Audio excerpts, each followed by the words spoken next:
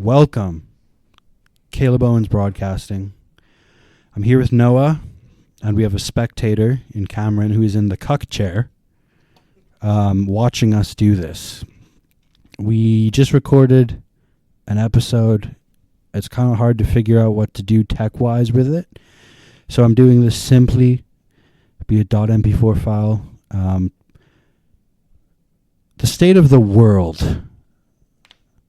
What are we going to do about it? Well, all we can really do is talk about it these days because we all know there's going to be war. But the crazy thing to me is, what do you want to talk about? You want to talk about Israel? You want to talk about Ukraine, Russia, BlackRock? Let's start with...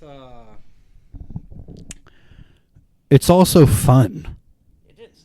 It's also fun. The Ukraine war is still going on, apparently. This I kind of didn't know because it was a big thing for a while. Everyone was sad that white people were getting killed. I guess it's not stopping. Trump just said he's giving Putin 50 days to make peace. Do you think that's realistic? I don't know. I think that if BlackRock has already bought all the land, which is scorch and burn right now, but I think that if I had to be honest, I don't think it's possible to stop the war. They're both such big superpowers that does the U.S. scare Russia? Do you think? I think it just comes down to like territorial bullshit, right? Like Russia does not want a NATO country on its borders. The Ukraine wants to be in NATO, and that is something that threatens Russia's sovereignty, or so we're told. And that's kind of why we have this big Cold War happening, or a proxy war. It is kind of like a secondary Cold War, I would say. That's a very fair statement. But a lot of it has to do with, it's like two kids that have one toy fighting, and it seems like the UN has a lot more backup of the Ukraine, but it's reasoning why. Wasn't Ukraine part of Russia for so long? Yeah, it was the Soviet Union, right? That's collapsed, and I guess now the Russian Federation is trying to kind of rebuild that in small ways, like taking the Ukraine, taking Crimea. Georgia was a thing that wasn't really reported, but there's Russian-occupied space in Georgia. I just know I don't really care about what happens in Eastern Europe. And I'm a little worried about the idea of being brought into nuclear war for Eastern Europe. And it's hard to say because all this money that we're sending, we sent how much? $458 billion just last couple months to the Ukraine. And we have no idea what that money's for. We don't know who it's going to, where it's going. And it's just a little bit discerning to not know where that amount of cash flow is going to. It's my understanding that it's going to gay pride. It's going it's going to gay pride in the Ukraine. Yes. Well, it'd be absurd to not have drag queens read children's books in the Ukraine. That'd be absurd. We need tampons in boys' bathrooms and drag queens reading to children in the Ukraine. They need to be educated. I know they're being bombed and the bombs are falling and there's no hospitals and the schools are closed and the children are fleeing to Canada to be annoying waitresses, frankly. Get a drag queen in there. Shake it up a little bit. They can play a Ukrainian... What's a Ukrainian song? I wonder if I played a Ukrainian song, would it like fucking...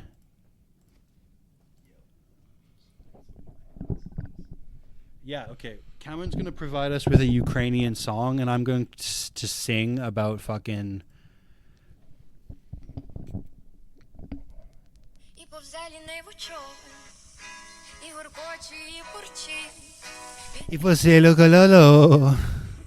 We need a drag queen. The children have bombs falling at their feet, but what they don't have is a drag queen beating their meat. You need to learn how to deep throat when you are very young. You need to learn about gay rights when you are a children. Bombs are falling, but it's not as cunt as these heels. Everybody get in line for the Ukrainian drag queen. That's enough. That's enough. Thank you, Cameron. Cameron from the Cuck Chair, coming in clutch. Coming in clutch with the Ukrainian folk music. I hope they get gay pride over there. Gay Pride's fun for everyone. We had a little gay pride thing here. Everyone sang and danced. There's flags everywhere. It was a little much, but it was all around a good time. The one thing that gets me is the parades and the whole month. It's a lot. It's a lot. It's a lot. We don't even get a day. We don't even get one day as a cis white male. Yeah, it's extremely hard for cis white males. It is actually so uncomfortable to be a cis white successful male in this world. I would say success is what you make of it. I came from under a bridge, living there, doing cocaine by choice. And now I'm sober, in rehab, and I'm doing good. I'm doing a podcast. Never done that before. That's fun. I'm having fun. It's called fun. Sober and rehab's a stretch, but it's a bit of a stretch. But we're having fun. We just sang a Ukrainian folk song. And that's what they need in the Ukraine is a bit of fun. I hope they fund the gay pride. They have a little month where the Russian soldiers get out and dance with the drag queens. And that's kind of the whole thing. Because before the war, I was under the impression that Ukraine was a neo-Nazi mafia state. Like they just had Nazis everywhere and they were corrupt. But since the war started, I've learned that they're actually the wokest country in Europe. And gays are loved there. You can be trans there. You might not want to be Jewish there. But it's a woke country, and we need to be on the side of woke, right, Noah? I would say woke is a good thing. It's a good thing in most cases. I think, just to switch up topics here, I think that another thing that we should think about is capitalism doesn't work for everyone. I mean, it should, but a socialist state and drag queens might do the job. Putin might not want it, right? I think that's a good point. I feel like China looks at North America, like North American society, and is just kind of disgusted. Like they don't want to invade it because there's just TikToking, dancing people on fentanyl. Like trying not to nod during their TikTok, and they're slowly nodding off during their TikTok. And I think they look at it and they don't want to invade it. They think can we be conquered? That's the question. Can we even be conquered? We're so selfish, fat, addicted to drugs, criminals. Can we even be conquered? I think it's more conquered by choice. If you look at all these protests over things that I can't even comprehend, that it's a lot, and there's a lot going on in the world. And right now, as you know, I'm pro Xi Jinping. Yeah. We all are. As on this podcast is a very sponsored by China. Podcast is strictly Chinese nationalist. Yeah, we are pro Xi Jinping, and it's safe to say that China is winning. And when you think about that from a perspective of white people winning for so long, it's a little scary, but right now, I think the best thing to do is to get into bed with China, which we are, which is good. It's good, right? And once we're done with all this shenanigans in the Middle East and Russia's part of the Ukraine again, I think we're going to make Russia part of the Ukraine somehow. It might be leveled, all of us, But somehow there's going to be drag queens on the streets of Russia.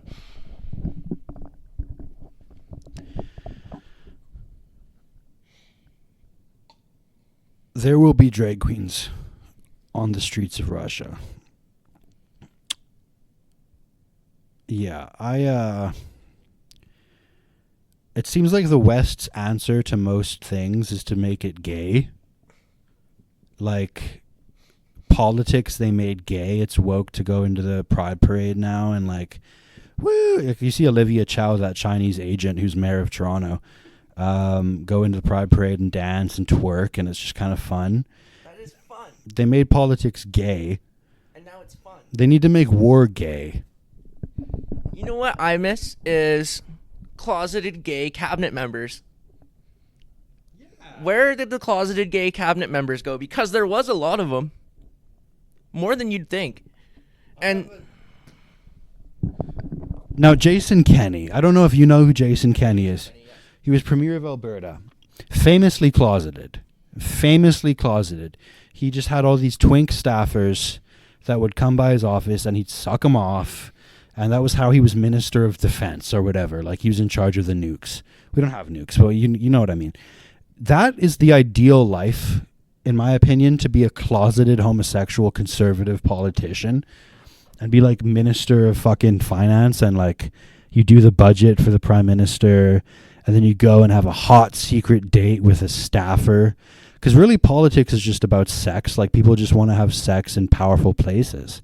So I think I ruined my life by coming out at all. Like I should have just stayed closeted, got a fat wife, and the American dream. Been a politician and just fuck around on the side. You're right. We need that back. Whatever happened to the American dream where you just were a closeted gay man with a fat wife who sucked off twinks at gay bars with a fat wife? We have to keep adding a fat wife because eating McDonald's and just getting fat, it's fun. It's a fun concept to be a closeted gay man with a fat wife. It's the American dream. And as a firm believer of the American dream, I stand behind it. I imagine the fat wife thinks about it sometimes. Like maybe the fat wife is eating McDonald's onion rings one day, just shoving them down her gullet. And she sees her husband's phone like light up. And it's a message, like an ab pic from some staffer in Ottawa. And she's like, what? My husband's a faggot? What? But then she just goes back to the onion rings and thinks it's all right what he does behind closed doors. Credit card pays for McDonald's. We're going out to the steakhouse tonight. It's okay. That is the American dream. And you need a dog. You need a dog. Not a little tinky, dwinky dog. You need a big dog. All right? A big dog, a fat wife, and yeah, that's the American dream. Yeah, gas-guzzling SUV, a Hummer, not the gay one.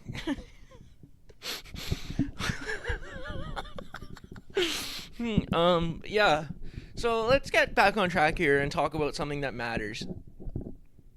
BlackRock. How do you feel about BlackRock, Caleb?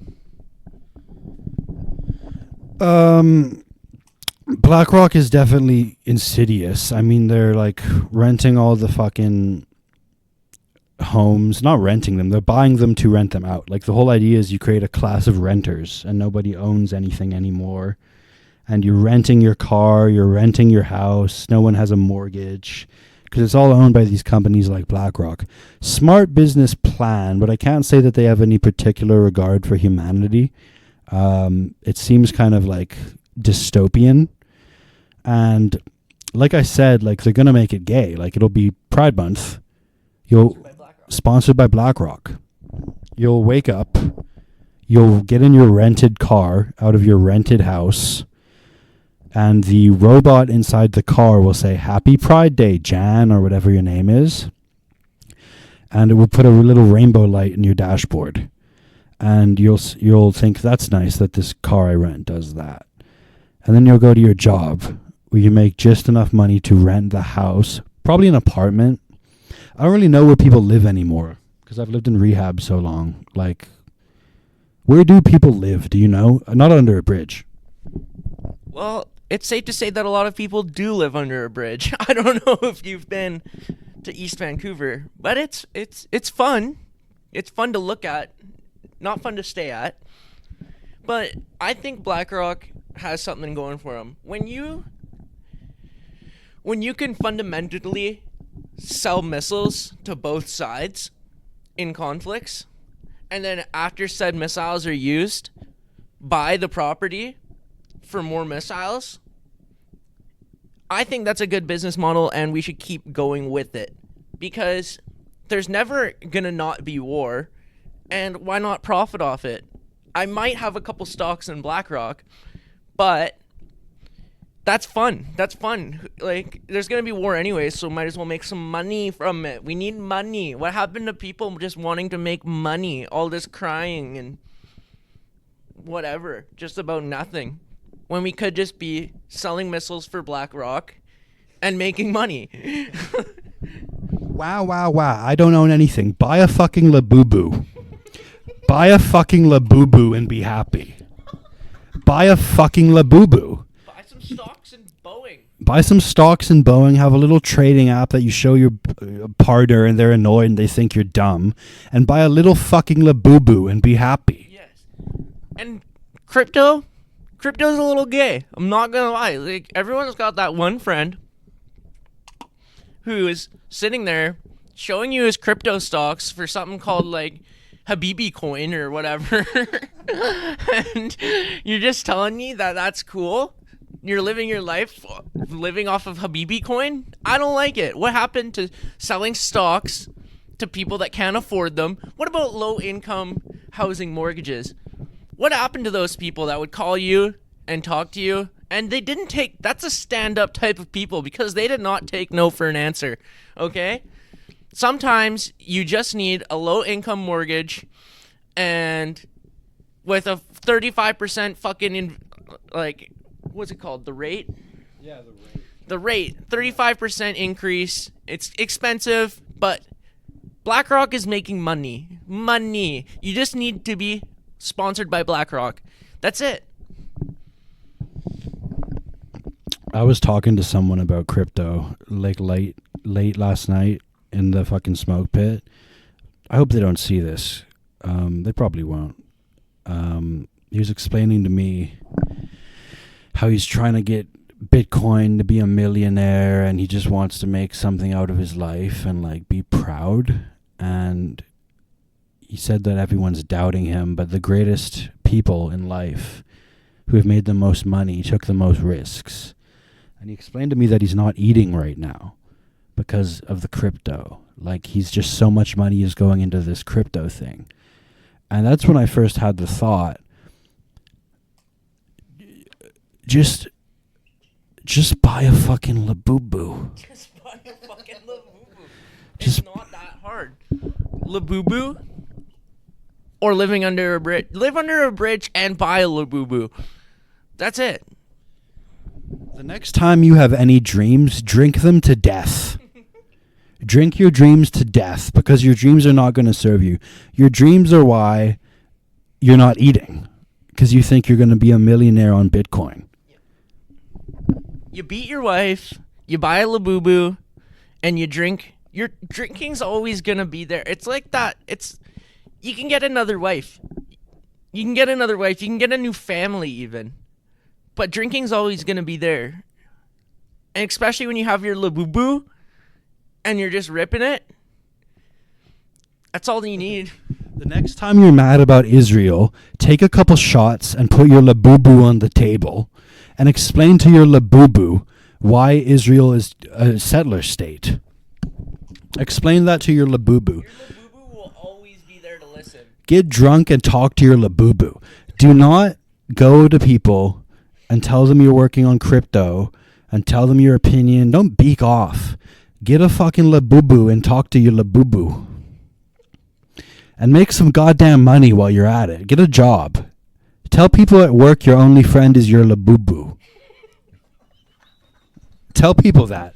And when they look at you like you're crazy, just smile. Just smile and say, I love my Labubu. There's only so much. Everything can be taken away. Everything's just material, right? You can live anywhere, but as long as you have a Labubu to talk to about Israel, then your fat wife doesn't matter, okay? Your drinking problem and your fat wife doesn't matter because you can yell to your Labubu about Israel.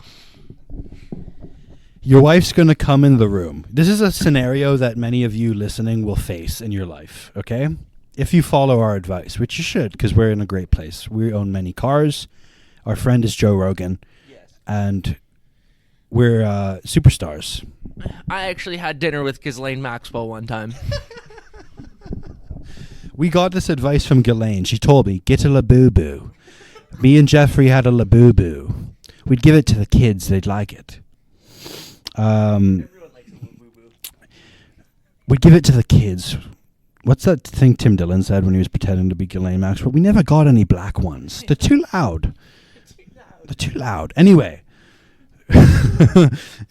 You're going to be talking to your Labubu saying, it's not right, Labubu, what's happening in Palestine.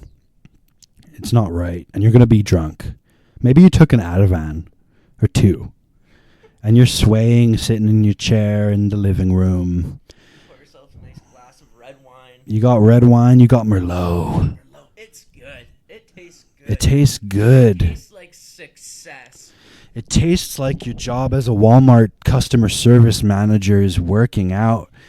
And you just finish the bottle and you talk to your Labubu and you say, Labubu, Palestine is going to be free one day. I am counting on it. And your fat wife comes in. What the fuck are you doing talking to the Labubu again? Raise your fucking kids. Raise your fucking kids. And you're going to get mad. And you're going to want to push your wife. Maybe even hit her. But what are they going to do instead, Noah, when the fat wife comes and confronts you about you talking to your Labubu? You're going to say, Labubu, why do I have a fat wife and kids that I don't love? And then you're going to take a sip of your red wine and it's going to be empty. And you're going to throw the bottle, the empty bottle, at your fat wife. And your Labubu is gonna come for you. Your Labubu will always be there. When you're in prison for throwing a bottle of wine at your wife, and it cuts her and she loses her eye, which all she did was look at Pinterest anyway. So you don't think it's a bad thing. But when you go to prison, you take your Labubu and you talk to your Labubu every day in prison. Dear Labubu, today I was sodomized in the shower. I didn't like it. Can't wait to get out of here. Good night, Labubu. And when you get out of jail and you see your kids sometimes and you come to a little place called Phoenix Society to get better from the wine, you still have your Labubu. And the boys on the floor make fun of you for having a Labubu. Dear Labubu, everyone called me a faggot today. But that's okay. I liked music therapy, and I'm getting I like my sobriety, Labubu. And you're lying to yourself. You're lying to yourself and your Labubu, but it doesn't matter because Labubu cares. Okay? Labubu will always be there to care. When you're yelling about Israel and Palestine and how you just think something's a little fishy, Labubu will be there to comfort you.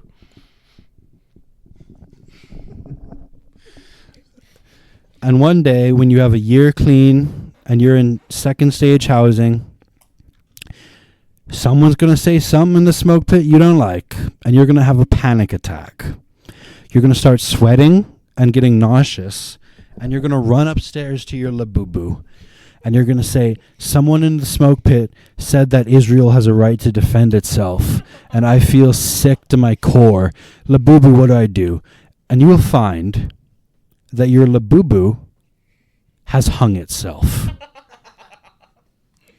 You drove a Labubu to suicide with your thoughts and opinions. And that is the American dream.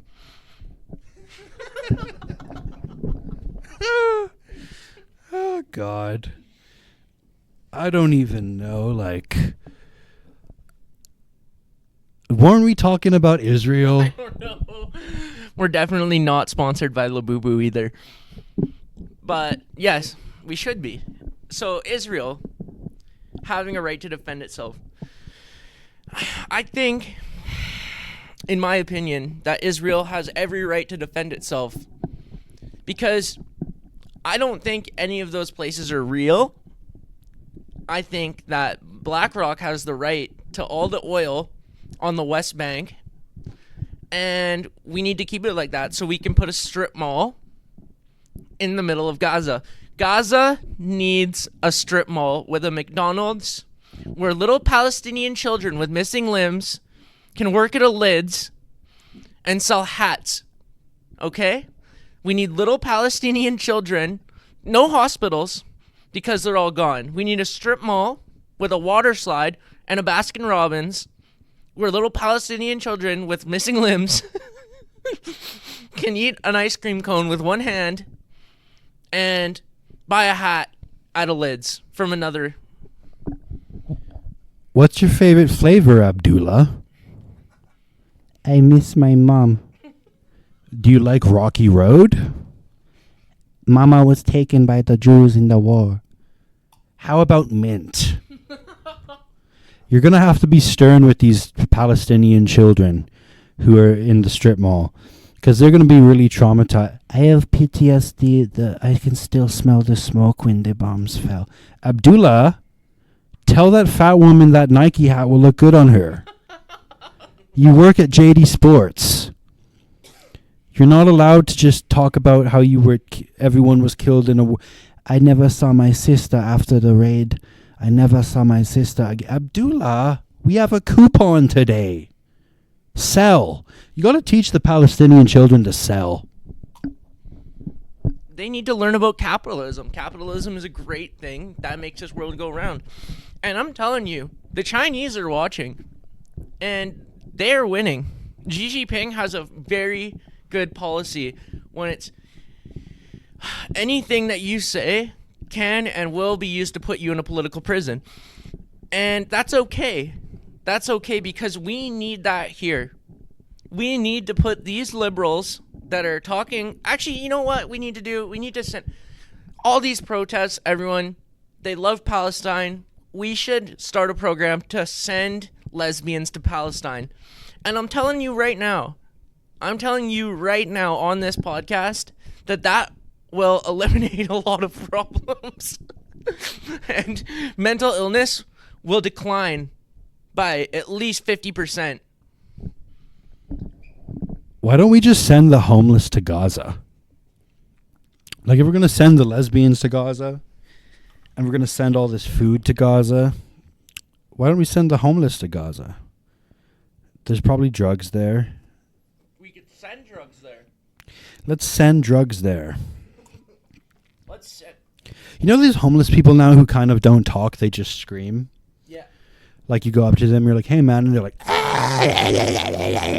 send them to Gaza. Yeah. And they can fight for justice. That's a great point, Caleb. I think there's a lot of problems in the world, and we can't solve all these problems. That's a fact. But there is some problems we can solve. And some of those problems could be solved by putting a McDonald's in Gaza so all the little children that are missing limbs can have a cheeseburger and get fat and then lethargic and they wouldn't want to fight each other anymore. And then we can introduce fentanyl. And fentanyl, it may be bad, it may kill some, but it'll make others happy. Okay? And we need more happiness in the Middle East. Everyone's so angry in the Middle East all the time. This, that. Israel bombed this hospital. No big deal. Stop building tunnels under the hospitals if you don't like them being destroyed to rubble. All right? It's a big thing where they're building these tunnels. Lots of tunnels. That's one thing. Maybe we should just start making underground cities, right? They're all really good at building tunnels. And just stay away from hospitals. What if the Lids was underground? What if the strip mall was underground? They already have the tunnels. What if you go underground and I assume the surface is just war-torn rubble, ashes, screaming children. Mom! Mom! I assume it's that. And then you go underground, kind of like the SkyTrain system, a little bit. And you're just greeted by like a pretzel shop with a one-armed person selling pretzels. That'd be kind of nice. That would be kind of nice. And I think introducing fentanyl, say what you want about like the drug addicts of the world. We're all drug addicts. We're recording this from a rehab. But I feel like we're generally peaceful people when we're completely tranquilized. So like, give them Fent, make them nod, give them a little water for when they wake up. Give them a Narcan. And that's kind of the way to like introduce our own version of peace. Like Vancouver is a city at peace. I know that it doesn't always seem like that. But if you go to the downtown east side and see all the people sleeping while standing, you know that it's really a city of peace and tranquility, literally tranquilization. Sometimes even I want to be on Fent because I just want to lay down and I can't. So, getting off topic, the answer to Israel is to commercialize it and introduce fentanyl, build a bunch of strip malls. We want to send lesbians to Gaza. To what end, I'm not sure. We just want to do it. And we like Israeli music, right? We do. Or is it Ukrainian music? I don't know. They're both two shitholes. Two shitholes I'm never going to go to. I want to go to fucking Tofino. Fuck the world. Whatever happened, I want to go to the Hamptons. I want to be with those Jews. I want to be with the Hampton Jews that sit there all waspy. The waspy Jews. What happened to them? Those are the fun ones. Have their own golf courses for some reason. And yeah, money. They have money. They're not complaining. They're not sending bombs everywhere because they're disappointed that they have a shitty country. They're just having fun, sipping on something on the rocks, eating not pork.